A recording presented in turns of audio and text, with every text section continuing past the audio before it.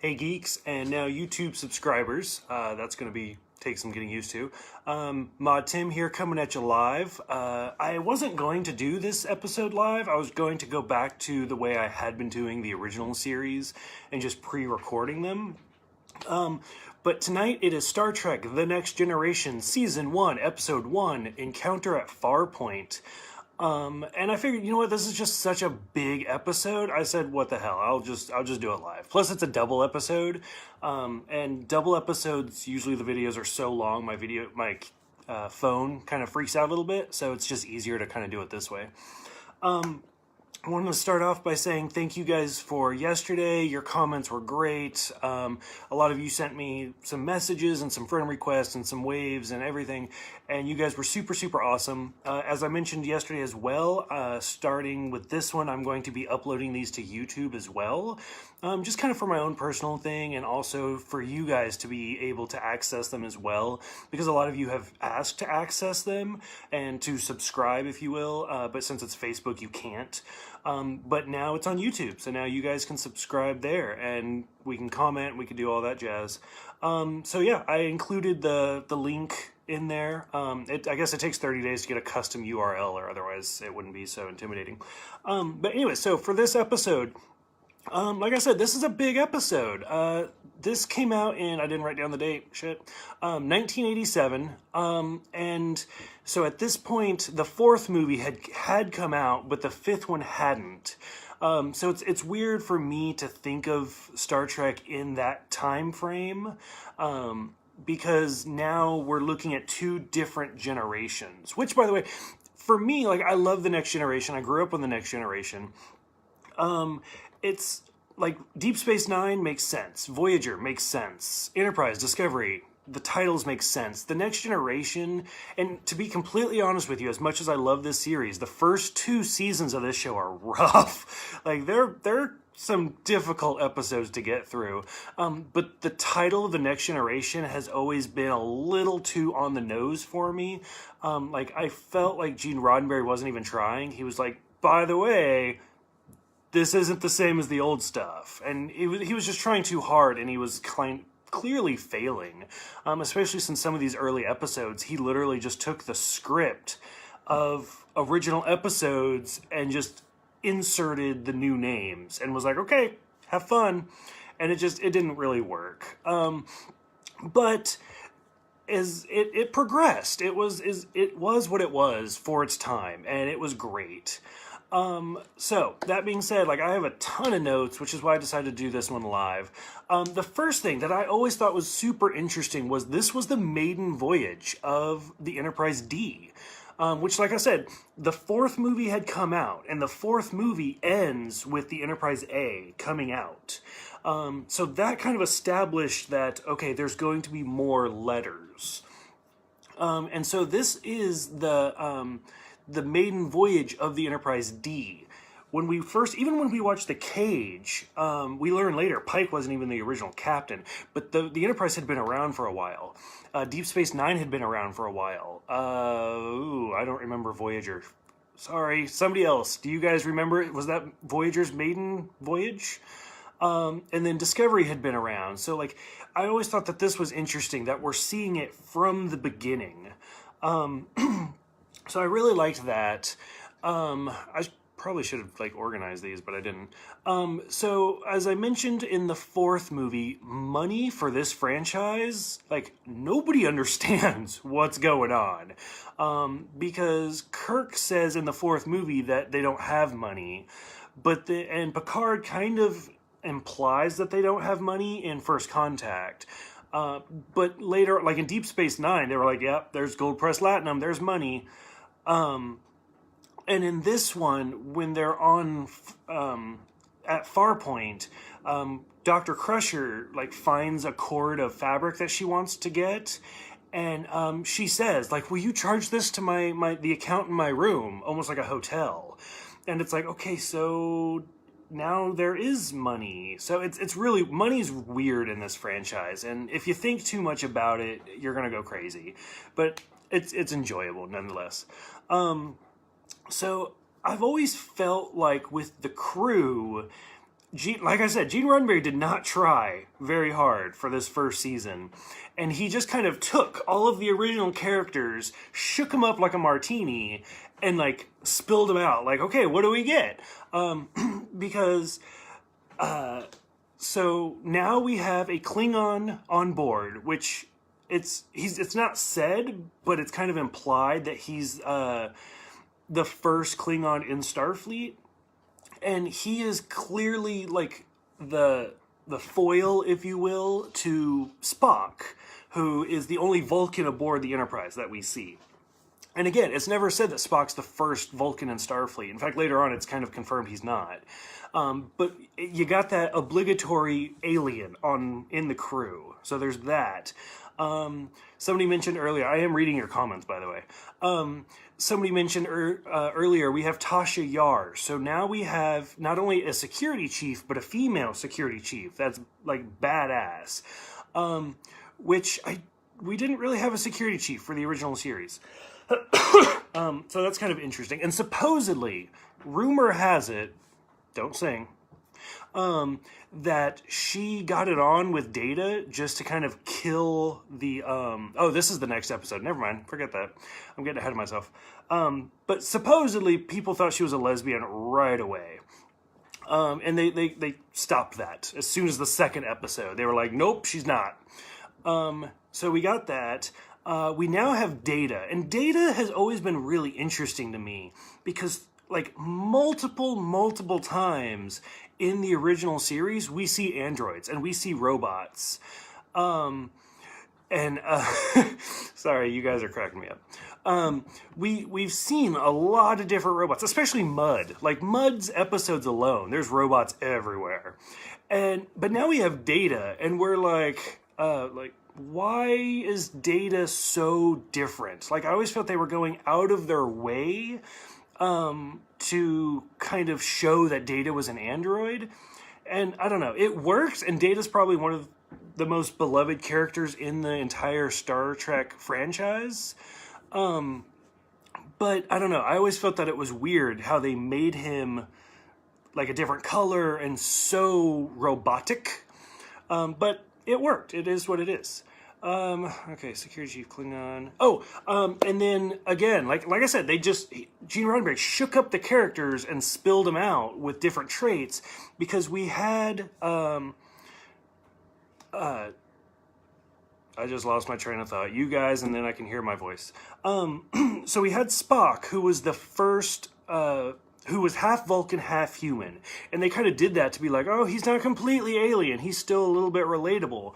And now we have Troy, who is half Betazoid and half human. And I always thought that was kind of interesting. Like I said, they just took that little thing, and kind of moved them all around. But I always did like Troy and Riker's relationship all the way through the series. From the beginning to the end of The Next Generation, where she starts dating Worf, but then she still gets back with Riker. I love it so much. I think you guys are in reverse of me, so I'm sorry. But I actually have an Imzadi tattoo. Like, I love the whole Riker-Troy relationship. I find their relationship to be very beloved. You see what I did there? That was pretty good. But I enjoyed it. So I think, they mention the Ferengi in this episode, which is kind of, we don't see them yet, but I felt like that was their way of, like, instead of Romulans, we have the Ferengi. So to be like, oh, something scary, and then it was a huge failure, and then they became the ongoing joke of the franchise through Deep Space Nine. Yeah. But it was interesting because I'd seen this episode many times. I've binged this series many times, and I could not remember that they had mentioned the Ferengi in this. I didn't think we actually heard about them until we got to that point.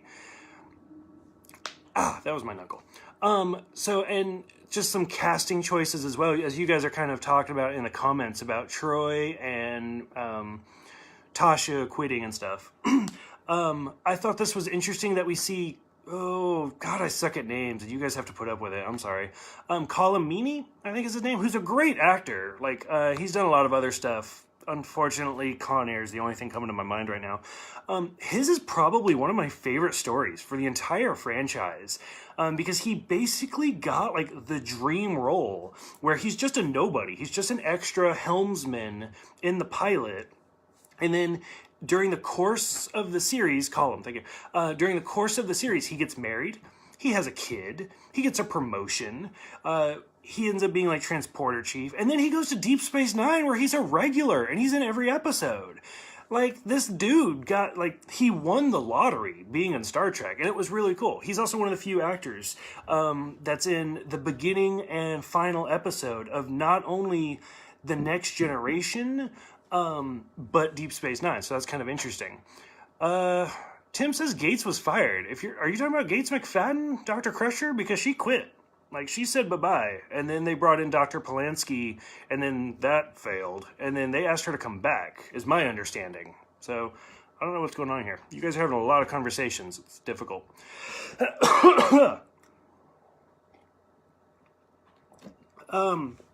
So this is also the first time we actually see saucer separation, which was mentioned, I know, at least once in the original series, like super briefly.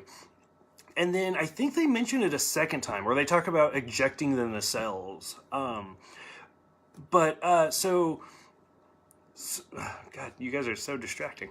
But this is the first time we actually see the saucer separation. And it's great, it's brilliant, and it's amazing. But God, it takes forever. Supposedly that's why they didn't do it again, or at least very often. I think they do it 2 more times in the show, and then they do it a final time in the movie, the Generations? Atlas. This is about Star Trek, The Next Generation, Season 1, Episode 1, Encounter at Farpoint. Boom. But it's glorious to watch that first saucer separation, and then the battle bridge, which I think was a leftover set for the voyage home. Yeah, they were.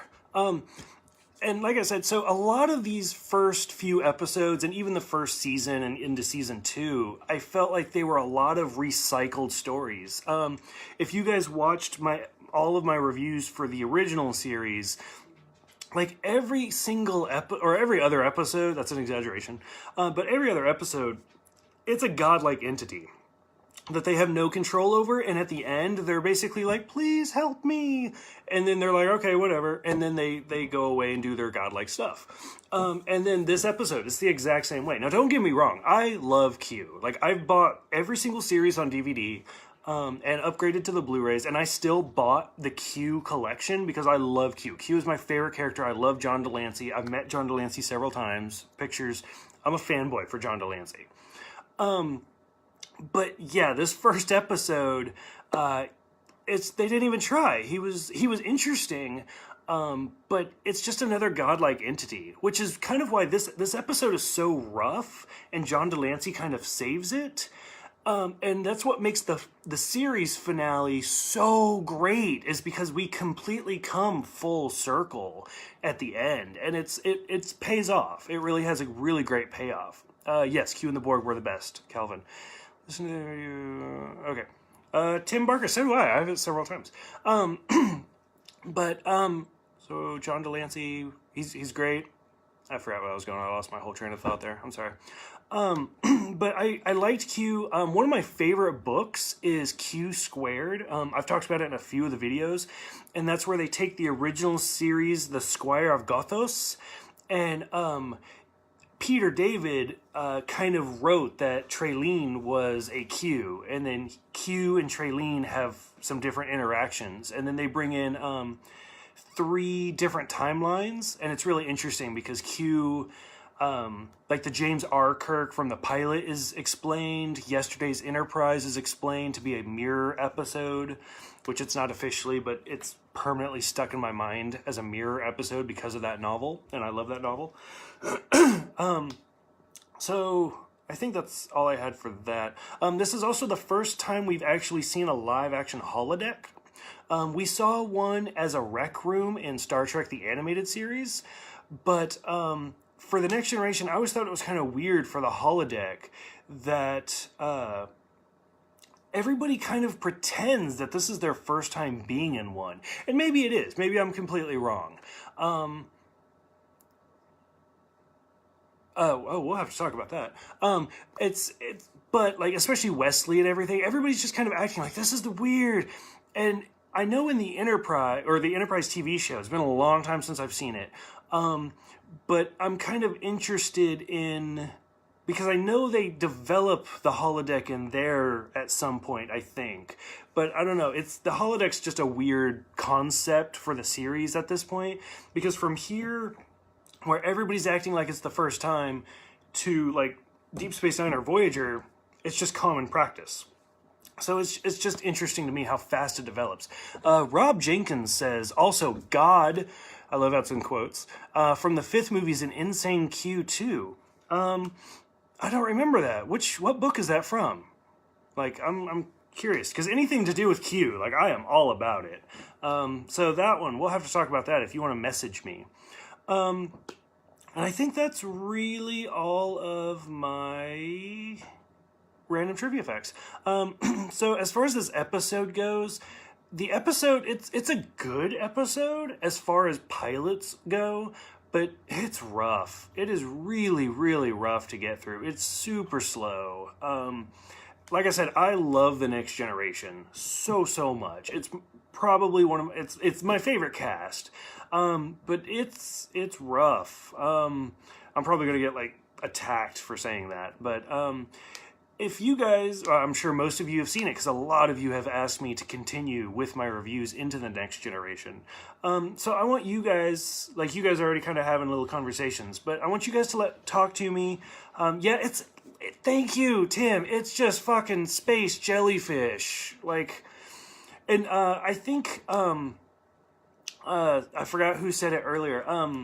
Troy, like, she has said, like, she did not like the first couple of seasons for Star Trek because all she does is feel stuff. Like, her entire character is, I feel anger. Yeah, that's because the Romulans are yelling at you, bitch. Like, I'm feeling anger too. And it's everybody in this whole first season, it's pretty rough. Honestly, I kind of like Wesley. Wesley's always my favorite for the first season, just because everybody else is trying to be, like, totally professional, and Will Wheaton's like, this is great! And that's where I'm at, and he and I are pretty close to the same age, so it's just fun for me to watch Wesley. I'm not even going to touch that one. But, so, for you guys, like, let me know what you guys think. Some of you have said, like, it was a rough first season, first episode, but he's hiding something. He's wrong, yeah. So, you guys, I'm sure most of you have seen this. Calvin, I totally agree. Like, Wesley and Lucas from Sequest were my first two crushes growing up. Like, those were the two that I was like, I think I like boys now. So, that's, yeah. I'm going to agree with that. But yeah, so, that's about it. Like, I'm just kind of commenting on anything you guys are saying. So like I said, I'm posting this on here for you guys to comment and everything. He has a bowling team league or something. Yes, Jonathan Brandis did pass away. That was very sad. It was, yeah. But to go back to what Tim Barker just said, there's a bowling league or something that says the Wesley Crushers.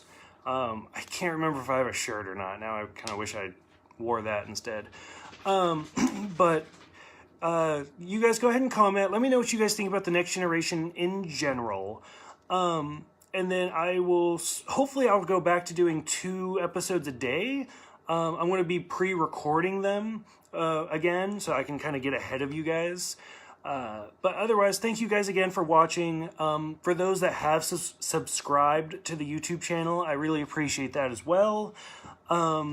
If you guys have any questions or comments, or if you guys wanted to see a specific episode from the original series, it's going to be listed on the YouTube channel.